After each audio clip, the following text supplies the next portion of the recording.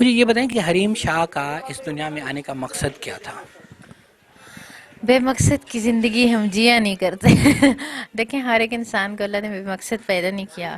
جب ہر انسان کو کسی نہ کسی مقصد کے تحت پیدا کیا. اللہ تبارک و تعالیٰ خود کہتے ہیں کہ ایک جو مکھی ہے میں نے اس کو بھی بے مقصد نہیں پیدا کیا. تو انسان اپنے مقاصد آ کے خود تلاش کرتا ہے کہ میں نے کس مقصد کے لیے جینا ہے، اور میں نے اپنا ویژن کیا رکھنا ہے، یا میں نے لائف میں کرنا کیا. تو میری لائف کا مقصد یہ ہے کہ میں نے بزدلوں والی زندگی نہیں جینی. اگر جیوں گی تو شہروں والی زندگی جیوں گی.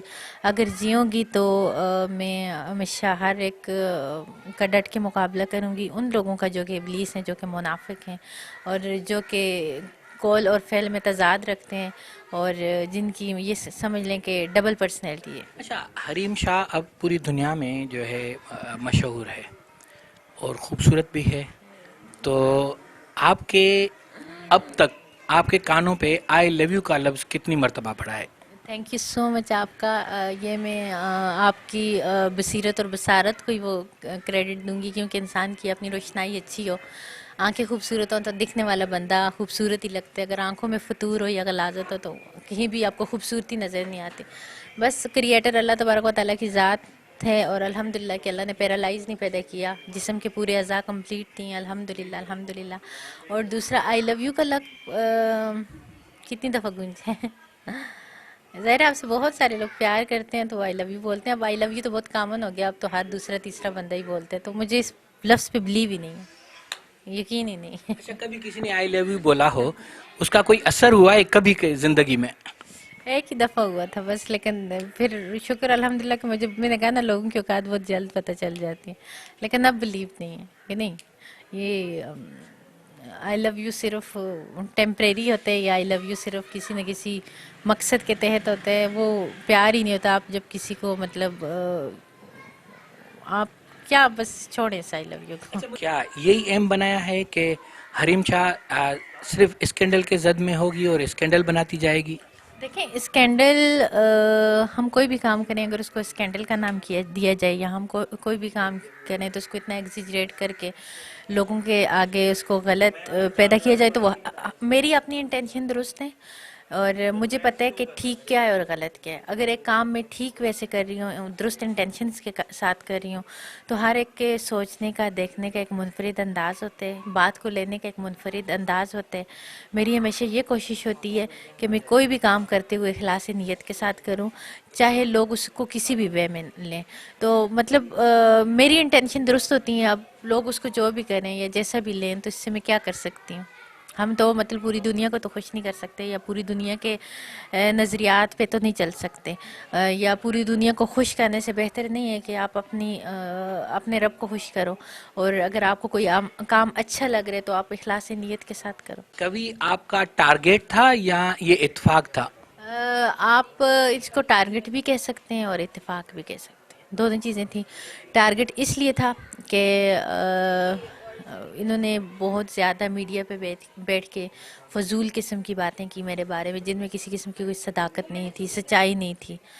ایک وہ ان چیزوں سے میں بہت زیادہ تنگ تھی کہ مطلب بلا وجہ آپ میڈیا پہ آ کے کسی کا نام لو اور کسی کو بلیم کرو، تو پھر ان کی وجہ سے مجھے کیوں کرٹیسزم کا سامنا کرنا پڑے. اور دوسری سب سے مین وجہ یہ تھی کہ ایک ایسا انسان جو کہ اسلام کا مذاق اڑا رہے، ایک ایسا انسان جو کہ اتنے پیارے مفتیہ اکرام ہیں. لفظ مفتی میرے لیے بہت قابل رسپیکٹ ہے، اور مفتی انسان ایسے ہی نہیں بن جاتا. اس کے لیے لوگوں نے دن رات جا کے اسٹرگل کر کے، پڑھائی کر کے، ڈگری لے کے، اور بہت مطلب ایک ایسا، کسی کو ایسے کوئی فتوے نہیں دے سکتا، کیونکہ لوگ ان کے فتووں پہ عمل پیرا ہوتے ہیں. اور کسی کو آپ غلط فتویٰ دو گے تو ان کے پیچھے جتنے بھی چلیں گے تو آپ کے لیے ایک عذاب مطلب وہ کریں. تو جو لوگ مطلب ایسے سو کالڈ مفتی بن کر لوگوں کو بیوقوف بنائیں، لوگوں کو تو نہیں پتہ ہماری بڑی انوسینٹ سی قوم ہے، یا یہ سمجھ لیں کہ ہمارے لوگوں میں الٹریسی بھی ہے، الٹریٹ بھی ہے. اس بات سے آپ بھی منہ نہیں موڑ سکتے اور ہم بھی نہیں موڑ سکتے، کیونکہ ہماری تعلیم کا جو نظام ہے، یا ہمارے لوگوں کی جو جاہلیت کا وہ ہے. تو ایک انسان، وہ تو مفتی سمجھیں کہ اگر ایک انسان خود کہتا ہے کہ میں نے 54 نکاح کیے ہوئے اور شادی میری ایک ہی ہے، تو دوسروں کو بھی کہہ رہے کہ نکام متعدد، جبکہ قرآن میں واضح حکم ہے کہ ایٹ اے ٹائم ایک مرد اپنے عقد میں 4 سے زیادہ بیویاں رکھ ہی نہیں سکتا. نہ یہ بات آپ کو احادیث مبارکہ سے ملتی ہے، نہ قرآن پاک سے ملتی ہے، نہ فقہ سے ملتی ہے، اور نہ اس پہ کسی کا اجتہاد ہے. تو آپ یہ سمجھ لیں کہ ایک انسان ایسے لوگوں کو کہے تو ایک غلط بات ہے، اسلام کو غلط پریزنٹ کر رہے، اسلام کا ایک غلط نقشہ پیدا کر رہے ان لوگوں کے آگے جو کہ الٹریٹ ہیں، ان لوگوں کے آگے جو انوسینٹ ہیں. تو ایسے لوگوں کی حقیقت میں نقاب کرنا، یا ایسے لوگ جس کی وجہ سے قندیل بلوچ اس دنیا سے چلے گی اور خود اس کو پارسا اور پاکیزگی کا لفظ مل کے اگر کچھ لوگ اس کو مفتی کا لقب دے کے اس کی رسپیکٹ کریں تو یہ غلط بات ہے. تو میرے خیال میں ایسے لوگوں کو بے نقاب کرنا بہت ضروری ہوتے ہیں. پرسنلی گرج تو تھا ہی تھا، لیکن میرا سب سے مین جو تھا وہ یہ تھا کہ یہ مفتی نہیں ہے. ساری دنیا اس کو کہہ رہی تھی کہ یہ غلط ہے غلط ہے غلط ہے، لیکن غلط کہنے سے کچھ نہیں ہوتا، آپ کو سٹینڈ لینا پڑتے. اور الحمدللہ مجھے فخر ہے اپنے اس بات کے کہ میرے اس وجہ سے مفتی، ان کے گھر والوں نے پریس کانفرنس کرا اور کہا کہ مفتی لقب کے یہ حقدار نہیں، اس سے چھین لیا گیا. دوسری اس کی ولگر اور لیچر قسم کی جس طرح کی گفتگو پوری میڈیا نے سنی، پوری دنیا نے سنی. تو کیا ایسے لوگوں کو مطلب یہ لقب دینا چاہیے، یا ایسے لوگ اس لقب کے حقدار ہیں؟ تو میں اس چیز کو اپنے لیے اپنی لائف کا سب سے اہم اور سب سے بڑا کارنامہ تصور کرتی ہوں. مبشر لقمان سے کیا دشمنی تھی؟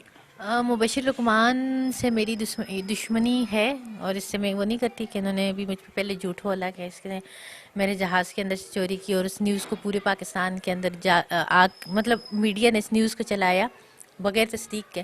پھر جب ہمارے رسپیکٹیبل ادارے، شکر ہے کہ ہم اپنے اداروں کی وجہ سے پروٹیکٹ ہیں، اور میں اپنے تمام اداروں کو سلام پیش کرتی ہوں اور اپنے تمام اداروں کی مشکور ہوں کہ وہ اس معاملے کی نوعیت تک پہنچے، اس معاملے کو پرکھا، اس کا تزکیہ کیا، اور اس کے بعد جب مبشر لقمان کی جھوٹ کو بے نقاب کیا اور ہمیں بری کر دیا. اور پھر انہی نیوز چینل نے، آپ جا کے سرچ کر سکتے ہیں، دیکھ سکتے ہیں، میں بھی سنا ہوں، پھر انہی نیوز چینل کے پاس جو مصدقہ خبر آئی تو پھر انہوں نے کہا کہ نہیں، مبشر لقمان رانگ تھا، غلط تھا، ایک بے بنیاد ایک جھوٹا الزام اس نے لگایا تھا جس میں کسی قسم کی کوئی صداقت نہیں.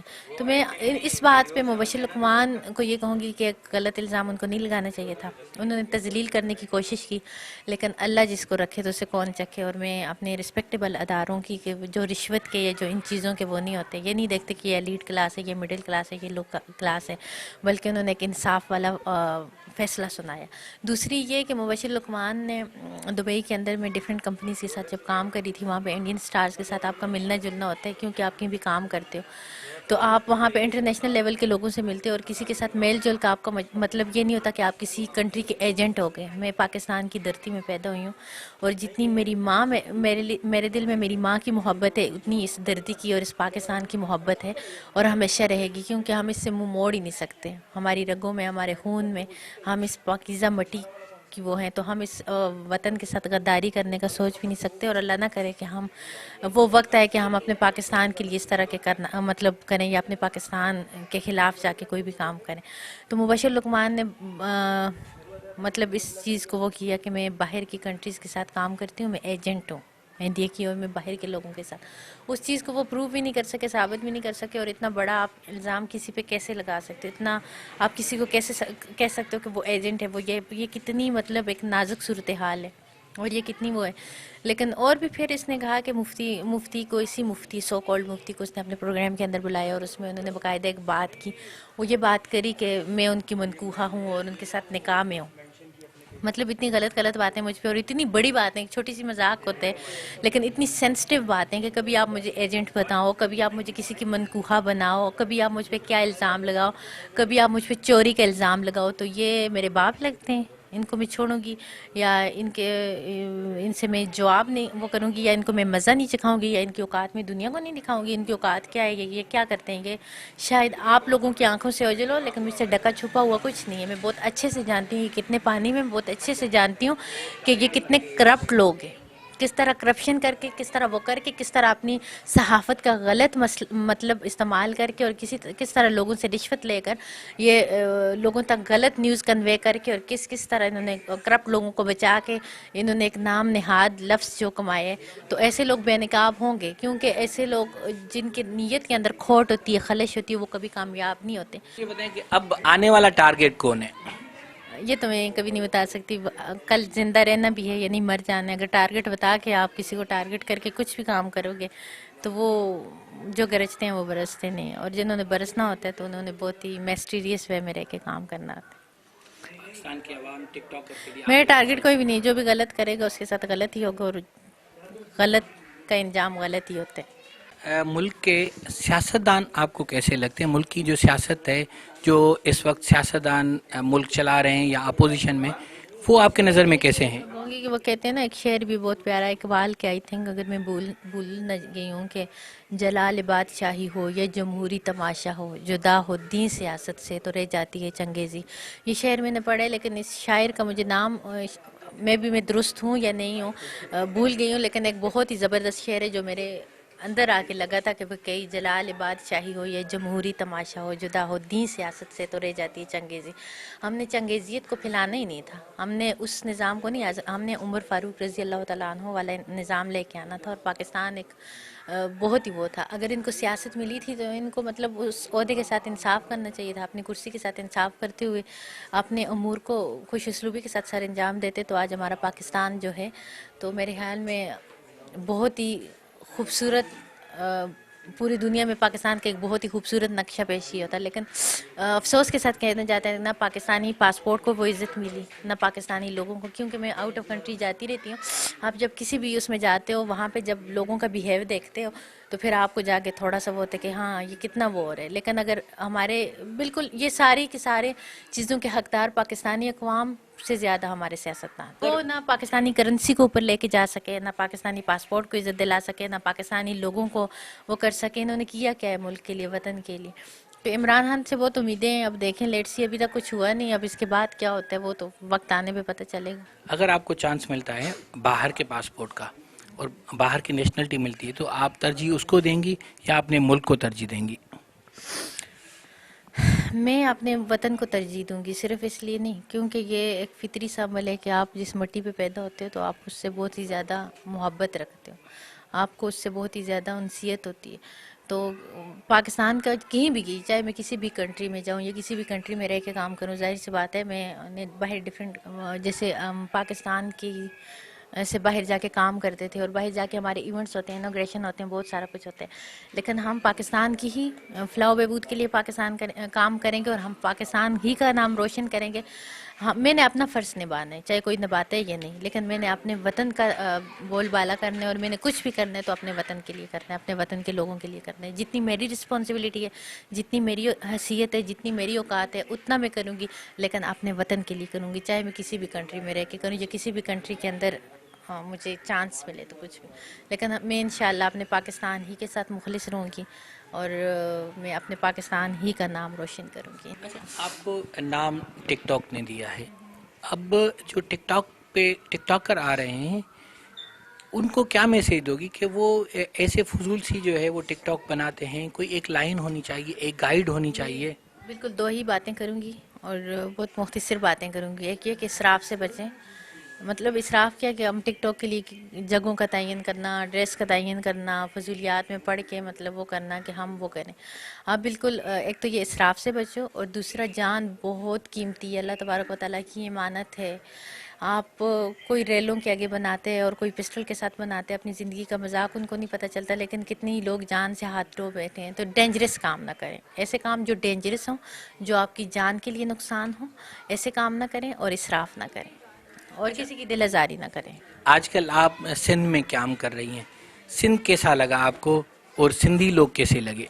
سندھی لوگ مجھے بہت اچھے لگے. میں سندھ کے بہت سارے چینل پہ گئی ہوں اور میں نے سندھ کے لوگوں نے مجھے اجرک بھی پہنایا، اور سندھی کافی مطلب نیوز اینکر سے بھی میری ملاقات ہوئی، پروگرام کے توسط سے بھی ہوئی، اور ویسے بھی سندھ کے لوگوں سے. اور الحمدللہ کہ بہت انسان کو رسپیکٹ دیتے ہیں، ان کے لیے سب مساوی ہوتے ہیں، اور وہ مطلب کسی فرقے سے نکل کے یا وہ کر کے وہ سب کے لیے کام کرتے ہیں.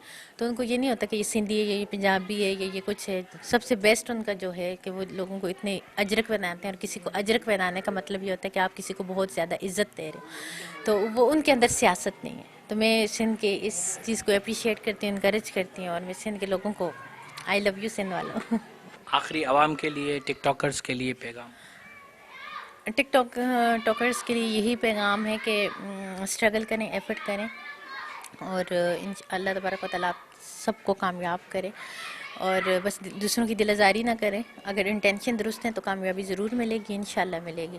اور پوری قوم کے لیے یہی کہ ہمیں اپنے وطن کے لیے کچھ کرنا چاہیے، اپنے وطن کا بول بالا کرنا چاہیے اور ڈر کے نہیں جینا چاہیے، اور عورتوں کے حقوق کے لیے خاص طور پہ آواز اٹھانی چاہیے اور بلند کرنی چاہیے، اور ان مردوں کو ضرور بے نقاب کرنا چاہیے جن کی وجہ سے آج ہمارے ملک کی عورتیں ہریس ہوتی ہیں، جن کی وجہ سے ہماری چھوٹی چھوٹی بچیوں کے ساتھ ریپ ہوتے ہیں، جن کی وجہ سے ہمارا پورے پاکستان کا امیج دہشت گردی والا جا رہا ہے دوسری اقوام کے پاس. سو ہم نے اپنے پاکستان کے نام کو ہمیشہ سر بلند رکھنا ہے انشاءاللہ.